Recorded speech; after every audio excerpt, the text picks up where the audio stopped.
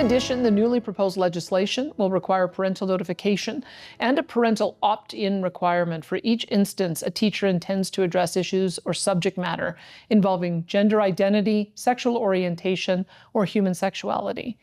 Furthermore, the provision of resource materials or presentations to students related to these subjects in our K-12 schools must be approved by the Ministry of Education to ensure age appropriateness and relevance to school curriculum. And finally, as it pertains to women and girls in competitive sports, proposed legislation will be tabled that prohibits individuals born biologically male from competing against women and girls in competitive sporting competitions. This will apply to all competitive women's and girls' sports in all provincial sporting organizations, as well as in our schools and post-secondary competitive sporting divisions. Obviously, this prohibition will not apply to recreational or co-ed divisions. And our government will support the formation of additional co-ed and recreational divisions so that all athletes have as many opportunities as possible to compete in their sport of choice. In closing, I again sincerely ask that as we discuss and debate this proposed legislation, both before and after it is tabled, that we do all we can to depoliticize the discussion and focus on the well-being of the children and youth most affected by these policies. Well, I found that very balanced. In fact, some might criticize it and say, well, she's specifically allowing 16 and 17-year-olds to take puberty blockers in certain cases. Some would say that this rather institutionalizes some transgenderism. But of course, the main reaction to it will be those squawking, "How dare you say children cannot irrevocably alter their bodies with surgery? And how dare you keep transgendered athletes out of girls' teams and leagues?" I think it's an excellent proposal, and the way she describes it is so friendly and caring. I think it reveals the ideological agenda of the other side. Well, let's talk to a person who I actually think is one of the world's leading experts on these subjects. Not that he's a PhD, but frankly, having a PhD in this subject, I think almost always disqualifies you. But I mean someone who has probably spoken to more people about it than anyone else in the world. And by people, I mean sometimes literally standing on the street with a sign inviting people to come and talk to him. People of every point of view. You probably know who I'm talking about. He's nicknamed Billboard Chris Elston, and he joins us now from his home in the Vancouver area. Billboard Chris, great to see you again.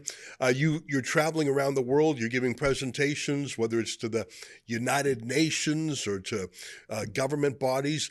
Really, this is your area of expertise that you've learned one person at a time, one conversation at a time, haven't you? Yes, I've had tens of thousands of these conversations, having spent thousands of hours out on the street in busy downtown centers, at university campuses, in 9 countries in the world now, 8 provinces, about 22 states, and 80 or 90 different cities. So I've immersed myself in this for really the past 5 years. My campaign is just a little over 4 years long.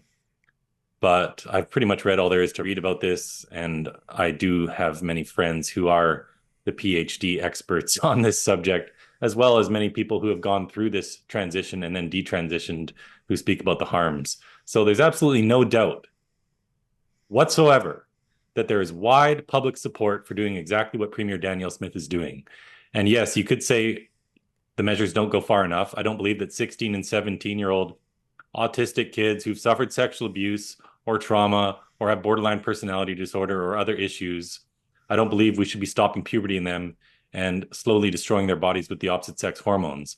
But it's a fabulous start, and we have to start somewhere. And also the issues about school, not teaching gender identity and sexual orientation to children without their parents knowing. This is a common thing that all people throughout the population would agree with. We would like our children to learn reading, writing, and arithmetic, not LGBTQology. And that's been a real emphasis of the LGBT side of things. And a lot of the teacher activists, they want to have these secret clubs, these secret meetings. And the secrecy, that's not an aspersion or an insult. That is part of how they structure these things so that parents are not informed, so parents can't intervene. The parents are sort of treated as the villain or the enemy or the person who would object. It really, you can see how critics of it use the word grooming. And of course, the teachers are appalled by that phrase because of its connotations. But what else is it when you try and separate a child from the conversation and care of their family and fill their head with an ideology that gets them to make the most astonishing life changes, and the whole thing is done in secrecy from parents?